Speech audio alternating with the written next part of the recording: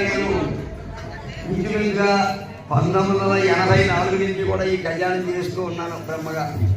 కానీ కాడ కళ్యాణ మండపంలో జనం నడిచి బయటికి వెళ్ళాలన్నా కూడా కొంచెం ఇబ్బందికరమైనటువంటి పరిస్థితి, చాలా ఆనందదాయకం. అయితే ఈ కళ్యాణ మహోత్సవం ప్రతి సంవత్సరం దేవుడి పెళ్ళేటి ఒక చిన్న అంశం. రోజు దేవుడికి పెళ్ళి అయితే మనం మనకేమో మానవుడికి ఒకసారి అంటాము, దేవుడికి రేటాటా పెళ్ళి. దాని గురించి 2 విషయాలు చెప్పదలుచుకున్నాను. ఇంతవరకు కూడా ఈ కళ్యాణ మహోత్సవంలో భాగంగా జనార్దన స్వామి ధ్వజారోహణ దివ్య కళ్యాణ మహోత్సవాంగత్తేన ఆచార్య స్వామి బ్రహ్మగారిని సంకల్పం చేసి అంకురార్పణ, మీ భాషలో చెప్పాలంటే నాదాలు అంటారు. మన ఇంట్లో వివాహం అయితే అవి నాదాలు పోస్తారు. ఇక్కడ స్వామి సన్నిధిలో జరిగేటువంటి కార్యక్రమానికి అంకురార్పణ ప్రారంభించేదాన్ని అంకురంతో ప్రారంభించి ప్రారంభిస్తుంది. ఆ అంకురార్పణ అయిన తర్వాత ఈ జనార్దన స్వామి వారి వివాహానికి ఉన్నటువంటి 183 దేవతల్ని పిలుచు రావాలంటే మన సాధ్యం కాదు కనుక ఆయనకి మహమైనటువంటి గొర్రెల వారిని పిలుపు వచ్చిన వారిని రిసీవ్ చేసుకోవాలని చెప్పి అక్కడ ధ్వజపటం కట్టారు. ఆయన వచ్చిన వాళ్ళందరినీ రిసీవ్ చేసుకోవాలి కానీ అందరి చేత రిసీవ్ చేసుకొచ్చి మనకి పెట్టాడు. అది దీని అర్థం. ధ్వజారోహణ అయిన తర్వాత స్వామివారికి వచ్చినటువంటి అతిథి అభ్యాగతులందరికీ కూడా ఆయన స్వాగతం పలికారు. ఇప్పుడు ఈరోజు స్వామివారికి దివ్య తిరుకళ్యాణ మహోత్సవం జరిపించబడుతోంది.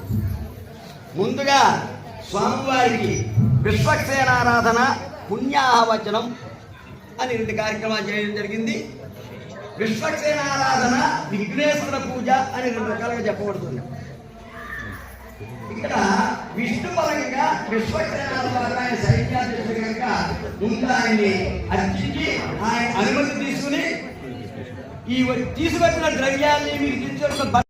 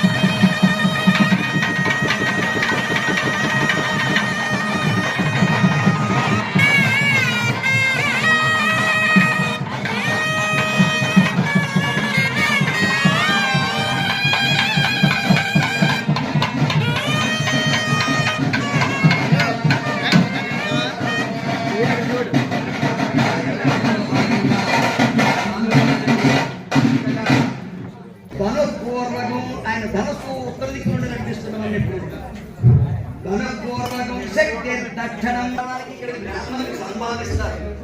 10 రూపాయలు అది దాని కన్యావరణం. ఆ కన్యావరణ కార్యక్రమాన్ని నిర్వర్తిస్తున్నారు ఆచార్య స్వామి వారు. తదుపరి ముహూర్తం జరుగుతుంది.